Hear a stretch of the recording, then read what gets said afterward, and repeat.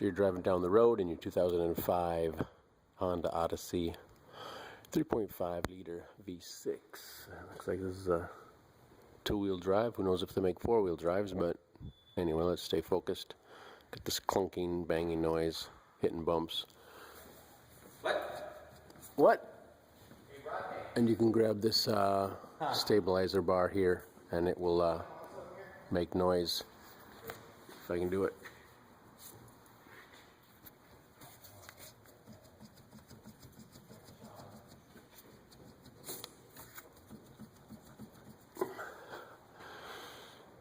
I don't know if you can hear it on camera, but that bushing's got some free play in it and causes the stabilizer bar to bounce back and forth. So if you're hearing a noise, go ahead and grab that bar a good shake, and you probably have some luck.